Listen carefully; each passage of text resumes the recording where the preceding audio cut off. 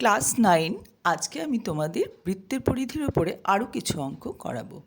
আমার লাস্ট ভিডিওতে আমি ওয়েস্ট বেঙ্গল বোর্ডে যে বইটি রয়েছে গণিত প্রকাশ তার পৃষ্ঠা 231-এ কোষে দেখি 16 থেকে 5 নম্বর অবধি অঙ্ক করিয়েছিলাম। ওটা ছিল পার্ট 1 ভিডিও। আজকে আমার পার্ট 2 ভিডিও। আজকে আমি 6 নম্বর থেকে 9 নম্বর অবধি অঙ্ক করাবো। দেখো 6 নম্বর অঙ্কে কি বলেছে, একটি অর্ধবৃত্তাকার মাঠের পরিসীমা 108 মিটার, ব্যাসের দৈর্ঘ্য কত? পরিসীমা বলেছে। পরিসীমা মানেই এই যে আমি বাদিকে দেখো অর্ধবৃত্ত একটা এঁকেছি। পরিসীমা মানে কি এই পুরো বাউন্ডারি লাইনটা, ঠিক আছে? তো এটা যদি পুরো বৃত্ত হতো, এই পুরো বাউন্ডারি লাইনটাকে আমরা কি বলতাম? বৃত্তের পরিধি বলতাম। বৃত্তের পরিধির ফর্মুলা কি? 2πr, যেখানে r হচ্ছে ব্যাসার্ধ। তাহলে তার অর্ধেকটা কত হবে? অর্ধবৃত্ত হলে অর্ধবৃত্তের এই অংশটা, এটা তো পুরো বৃত্তটার অর্ধেক, এই পুরো বৃত্তের পরিধির অর্ধেক। তো তাহলে 2πrকে 2 দিয়ে ভাগ করলে হয় হচ্ছে πr। কিন্তু এর সঙ্গে আমার এই ব্যাসটাও যুক্ত হয়েছে, যেহেতু মাঝখান দিয়ে আমি বৃত্তটাকে কেটে দিয়েছি। হ্যাঁ, আমি ডান দিকে ছবি এঁকে দেখাচ্ছি। দেখো এখানটায় একটু ছোট্ট করে বৃত্ত আঁকছি। হ্যাঁ, এই যে বৃত্তটা আঁকলাম, এই পুরো বৃত্তের পরিধি হচ্ছে এটা। এবার মাঝখানে হচ্ছে কেন্দ্র। আমি যদি এখানটা কেটে দিয়ে বলি এই অংশটার বলবো, তাহলে কি হলো? এই অংশটা পুরো বৃত্তের পরিধির অর্ধেক হলো, কিন্তু তার সঙ্গে তো এটা যুক্ত হয়েছে। সেই জন্য আমি অন্য কালি দিয়েও দেখাচ্ছি যে এই ব্যাস যুক্ত হয়েছে। অর্ধবৃত্তটাকে কেটে নেওয়ার ফলে এই ব্যাসটা যুক্ত হয়েছে। তাহলে ব্যাসটাকেও পরিসীমাতে ধরতে হবে, কারণ এটা হচ্ছে বাউন্ডারি লাইন, এর মধ্যে পড়ে যাচ্ছে এইটা, এই বৃত্তাকার অংশটা আর এই সোজা অংশটা। তাহলে এটাকেও ধরতে হবে। তাহলে এটাকে ধরতে গেলে আমরা তো জানি এখান থেকে এইটুকু হচ্ছে আর মানে ব্যাসার্ধ, তোমরা জানো। তাহলে বাকিটুকুও তো আর, এই অংশটুকু আর, তাহলে আর প্লাস আর মিলে হয় 2r। আর এমনিতেও তোমরা জানো ব্যাস মানে ব্যাসার্ধের দ্বিগুণ, অর্থাৎ 2 × r। তাহলে এই যে অর্ধবৃত্তটা, তার পরিসীমা কি দাঁড়ালো? যদি তার ব্যাসার্ধ আর হয়, এরকম ছবি এঁকে নিলে ভালো, তোমাদের কনসেপ্টটাও ক্লিয়ার থাকবে। তাহলে কি হবে? এই অংশটুকুর পরিসীমা হচ্ছে πr, আর এই অংশটুকু হচ্ছে 2r। দুটো যোগ করলে কি হয়? πr + 2r, ঠিক আছে? এবার আর যদি কমন নিই, তাহলে ব্র্যাকেটের ভিতরে কি থাকে? পাই, প্লাস চিহ্ন মাঝখানে দেবো, আর 2 থাকে। আর কমন নেওয়া মানে কি? আর দিয়ে ভাগ করা। আর দিয়ে ভাগ করলে এখানে পাই থাকে, তাই এখানে পাই লিখলাম।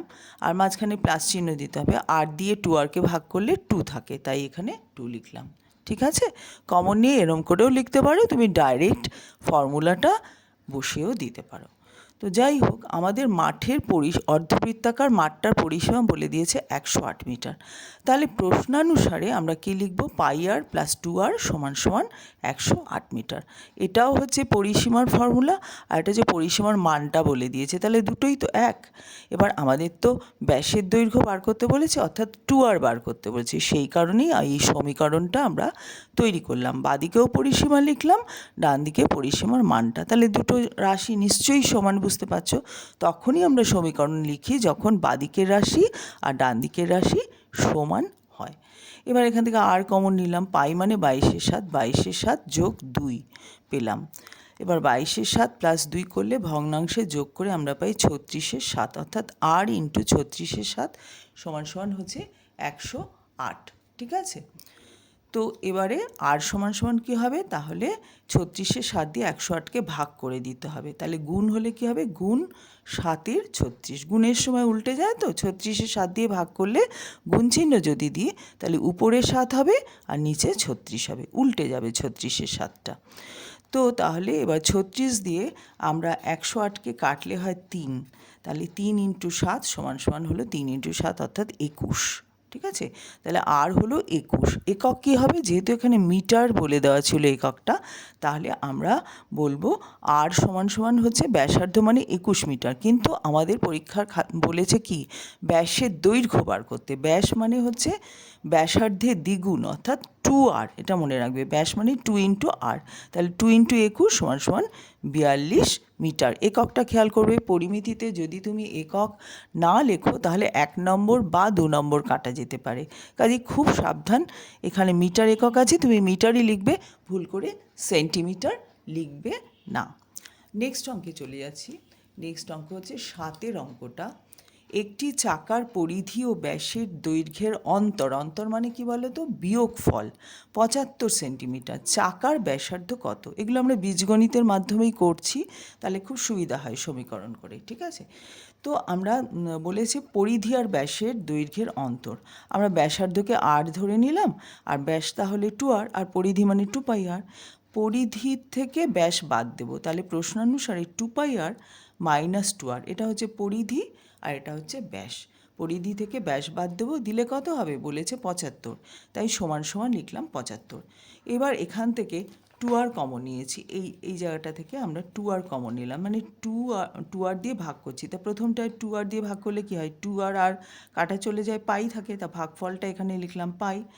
এখানে 2r দিয়ে 2rকে ভাগ করলে কি হয়? 1 হয়, তাই পাই মাইনাস 1 ব্র্যাকেটের ভেতরে 75। পাই মানে 22/7, পরের লাইনে 2r ইন্টু 22/7 মাইনাস 1 এদিকটা। এবার এটা ভগ্নাংশে বিয়োগ করলে হচ্ছে 15/7, তাহলে 2r ইন্টু 15/7 সমান সমান 75। তাহলে আর সমান সমান কি দেখতে পাচ্ছ সবাই? আর সমান সমান কী হবে? 2 ইন্টু 15/7 দিয়ে ভাগ করতে হবে, অর্থাৎ গুণ করলে 7টা উপরে উঠবে আর নিচে 2 ইন্টু 15 উঠবে। তো কাটাকুটি করে আমরা পেলাম 15 দিয়ে 75কে কাটলে হয় 5 15 75, অর্থাৎ 35-এর 2। 35-এর 2 মানে 2 দিয়ে 35কে ভাগ করলে হয় 17.5। তো এখানে একক কী ছিল? সেন্টিমিটার। আগের অঙ্কে একক কী ছিল? মিটার, তাই উত্তরটা মিটার এসেছিলো, এখানে উত্তরটা সেন্টিমিটার আসবে। তাহলে ব্যাসার্ধ সমান সমান হচ্ছে 17.5 সেন্টিমিটার, আমাদের ব্যাসার্ধ চেয়েছিল, চাকার ব্যাসার্ধ। আশা করি বুঝতে পারলে। বুঝতে না পারলে বারবার ভিডিওটা চালিয়ে শুনবে, আর অসুবিধা হলে কমেন্ট বক্সে অবশ্যই জানাবে। নেক্সট অঙ্কে আমরা চলে যাচ্ছি 8 নম্বর অঙ্ক। কোষে দেখি 16, ওয়েস্ট বেঙ্গল বোর্ডের বই, গণিত প্রকাশ, সেখান থেকে আমরা করাচ্ছি। 8 নম্বর অঙ্ক। 28 মিটার দৈর্ঘ্যের ব্যাস বিশিষ্ট একটা বৃত্তাকার ট্র্যাকে পূজা আর জাকির একই জায়গা থেকে একই সময় প্রতিযোগিতা শুরু করে, মানে দৌড়বে। পূজা যখন 4 পাক ঘুরে প্রতিযোগিতা শেষ করে, প্রতিযোগিতা শেষ করলো কত পাক ঘুরে? 4 পাক। তাহলে 4 পাকের যা দৈর্ঘ্য সেটাই কিন্তু প্রতিযোগিতাটা কত মিটারে সেটা বোঝা যাবে, ঠিক আছে? এইবার পরের লাইনটা কি বলেছে? ও যখন 4 পাক শেষ করলো তখন জাকির 1 পাক পেছনে থাকে, তার মানে 1 পাকে হেরে গেছে। 1 পাকে যতটা দূরত্ব যাওয়া যায় ততটুকু মিটারে ও ওর থেকে হেরে গেছে। তো প্রশ্নটা সেটাই, প্রতিযোগিতা কত মিটারে ছিল, প্রতিযোগিতা টি কত মিটারে ছিল, এবং পূজা জাকিরকে কত মিটারে পরাজিত করেছিল। আবার সেই বৃত্তাকার ট্র্যাক, বৃত্তাকার ট্র্যাক মানেই হচ্ছে, আমি এখানে দেখাই, দেখো এই যে একটা বৃত্ত।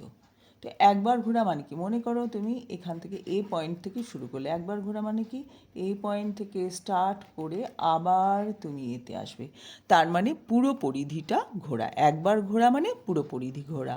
তাহলে 4 বার এরকম ঘুরলে 4 ইন্টু পরিধি, তাহলে সেটাই প্রতিযোগিতার দৈর্ঘ্য ছিল। কারণ আমাদের বলেছে পূজা যখন 4 পাক ঘুরে প্রতিযোগিতা শেষ করে, কথাটা খেয়াল করো। প্রতিযোগিতা শেষ মানে কি? একবার ঘুরলো, দুবার ঘুরলো, 3 বার ঘুরলো, 4 বার ঘুরলো, থেমে গেল। তাহলে এটাই প্রতিযোগিতাটা এত মিটারে ছিল। তাহলে আমাদের প্রথমে পরিধি বার করতে হবে 2πr ফর্মুলা দিয়ে, তাকে 4 দিয়ে গুণ করলেই আমরা প্রথম প্রশ্নের উত্তর পেয়ে যাব, ঠিক আছে? আমি লিখেছি, দেখো বৃত্তাকার ট্র্যাকটির ব্যাসার্ধ হচ্ছে 28/2। হ্যাঁ, একটা কথা বলি, তোমরা খেয়াল করবে যে কোয়েশ্চেনে ব্যাস বলেছে না ব্যাসার্ধ, অনেকে ব্যাস হয়তো দিয়েছে কোয়েশ্চেনে, ওটাকেই ব্যাসার্ধ ধরে নিয়ে অঙ্ক শুরু করে, মানে খেয়াল করতে পারে না। কারণ কিছু অঙ্কে ব্যাসার্ধ দেওয়া থাকে, কিছু অঙ্কে ব্যাস দেওয়া থাকে, ওইটা খুব তোমরা মাইনিউটলি খেয়াল করবে। ব্যাসার্ধ হচ্ছে ব্যাসকে 2 দিয়ে ভাগ, তো আমরা আর বার করব, সেই জন্য 28কে 2 দিয়ে ভাগ করলাম, 14 মিটার হলো। কেন আর বার করব না? পরিধি বার করব। পরিধির ফর্মুলা কি? 2 ইন্টু পাই ইন্টু আর। তো এটা করে হলো 88 মিটার, তার মানে 1 পাক ঘুরলে 88 মিটার যায়। ট্র্যাকটি 4 পাক ঘুরলে প্রতিযোগিতা শেষ হয়। এই যে এখানে বলে দিয়েছে শেষ করেছে। তাহলে 4 পাক ঘুরলে কত দূর যাবে? 88 ইন্টু 4, তাহলে 352 মিটার দূরত্ব যায়। তাহলে আমরা বলবো প্রতিযোগিতাটি 352 মিটারে ছিল। বুঝতে পারলে? এবার পূজা যখন প্রতিযোগিতা শেষ করে তখন জাকির 1 পাক পিছিয়ে ছিল, তাহলে ও 1 পাকে হেরেছে। তো 1 পাক মানে কি? পরিধির দৈর্ঘ্য। সেটা কত বার হয়েছিল? 88 মিটার। তাহলে 88 মিটার, তাহলে পূজা জাকিরকে 88 মিটারে পরাজিত করে। বুঝতে পারলে? ও যখন 4 পাক ঘুরেছে তখন ও মাত্র 3 পাক ঘুরতে পেরেছে, তাহলে 1 পাকে পিছিয়ে ছিল, সে 1 পাক পিছিয়ে থাকার জন্যই ও হেরে গেছে। তাহলে অত মিটারেই সে হারলো। সেই জন্য 1 পাক মানে পরিধির দৈর্ঘ্য সমান সমান 88 মিটার। এবারে 9 অঙ্কটা, একটি পাতকুয়ার পরিধি 440 সেন্টিমিটার। এই পাতকুয়ার চারধারে সমান চওড়া একটা পাথরের পাড় আছে। যদি বেত সমেত পাতকুয়ার পরিধি 616 মিটার হয় তবে পাথরের পাড় কতটা চওড়া সেটা হিসেব করো। ঠিক আছে? তো দেখো, আমরা প্রথমে পাতকুয়ার ব্যাসার্ধ ধরে নিয়েছি 8 সেন্টিমিটার, আর পাতকুয়ার পরিধি বলে দিয়েছে 440, অর্থাৎ 2πr = হচ্ছে 440। একটা কথা বলি, যখন সমীকরণগুলো লিখবে সমান চিহ্ন দিয়ে তখন কিন্তু কোনো একক লিখতে নেই, শুধু 440 লিখবে, সেন্টিমিটার লিখবে না, কোনো একক লিখবে না, সেন্টিমিটার, মিটার, এটসেট্রা। এখন বলে দিয়েছে পাথরের পাড়টা 8 সেন্টিমিটার চওড়া। সেই বেত সমেত পাতকুয়ার পরিধি হচ্ছে 616। আমি যদি পাথরের পাড় 8 সেন্টিমিটার ধরি তাহলে তখন পরিধি কি দাঁড়াবে? কেন বেত সমেত বলেছে 2π × r+h। এই দেখো আমি এখানে ছবিতে দেখিয়েছি। মনে করো এইটা হচ্ছে পাতকুয়ার পরিধিটা ছিল, তার ব্যাসার্ধ বলে দিয়েছে r। এবার তার পাশে এই রকম চওড়া, এই যে এই রকম চওড়া একটা রাস্তা আছে। সেই চওড়াটা কত? এইচ সেন্টিমিটার চওড়া ধরেছি। ঠিক আছে? তাহলে এবারে দেখো, এই যে বাইরের বড় পরিধিটা যদি বার করতে চাই, আমাদের বলে দিয়েছে তো বেত সমেত পাতকুয়ার পরিধি 616 মিটার। সবসময় মনে রাখবে, অঙ্কে যে ক্লুগুলো দেওয়া থাকে, অঙ্কে যে নাম্বার যেগুলো বলা থাকে সেইগুলোকে কাজে লাগাতে হবে। এটাকে কাজে লাগাতে হবে, এটাকে কাজে লাগাতে হবে। তো এটা বলেছে কি? বেত সমেত পাতকুয়ার পরিধি, সেই জন্য বেত সমেত পাতকুয়ার পরিধি জানতে হবে। তো বেত সমেত পাতকুয়ার পরিধি জানতে গেলে কি করতে হবে? আর এর সঙ্গে এই পরিধিটা যোগ করতে হবে। এটা তো এইচ, তাহলে এখান থেকে এই অবধি মানে রাস্তাটা যদি ধরি, এই বেত সমেত চওড়া রাস্তা, তাহলে এত অবধি ব্যাসার্ধ কত হচ্ছে? r+h। ভালো করে বুঝে নাও এই জায়গাটা।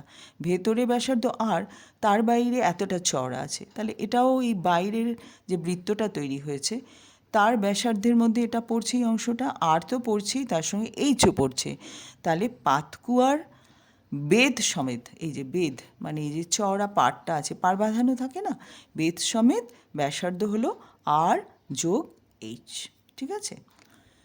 তাহলে যখন পরিধি বার করব তখন এই বেদ সমেত যে অংশটা তার পরিধি যখন বার করব তখন আমি ব্যাসার্ধ কত ধরবো? r+h, অর্থাৎ 2π r এর জায়গায় আমি লিখব r+h। এবার এই পরিধির মানটা বলে দিয়েছে 616 সেন্টিমিটার।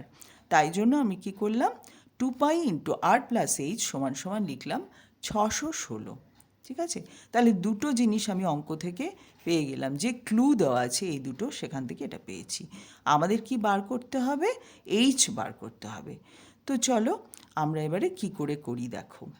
আমি কি করব? এটার থেকে এটা মাইনাস দেব। হ্যাঁ, বাদিকে লিখলাম এখন প্রশ্নানুসারে 2π × r+h - 2πr = কী হবে? 616 - 440, কারণ 2πrh মানে হচ্ছে 616 বলে দেওয়া ছিল, বেদ সমেত এই যে পরিধি। ঠিক আছে? আর পাতকুয়ার পরিধি কত ছিল? মানে এই যে ভেতরে পাতকুয়াটা, তার পরিধি কত ছিল? 440। তাই 2πr মানে হচ্ছে 440, তাই এখান থেকে এটা বাদ দিলাম। এবার বাদিকের কাজটা করি। 2π যদি কমন নিই, এখান থেকে পাচ্ছি r+h লিখলাম, আর এখান থেকে 2π কমন নিলে কি পাচ্ছি? r পাচ্ছি। 2π দিয়ে ভাগ করছি তো r পড়ে থাকছে, আর এখানে মাইনাস চিহ্ন, তাহলে -r দিলাম। এবারে আর প্লাস এইচ মাইনাস আর, তাহলে কী হলো, আর মাইনাস আর কেটে গেল, আর থেকে আর বিয়োগ করলে শূন্য হয়, তো কেটে যাওয়া আমরা চলতি কথায় বলি, আসলে এখান থেকে এটা বিয়োগ হলো, শূন্য হলো, কী পড়ে রইল, এইচ।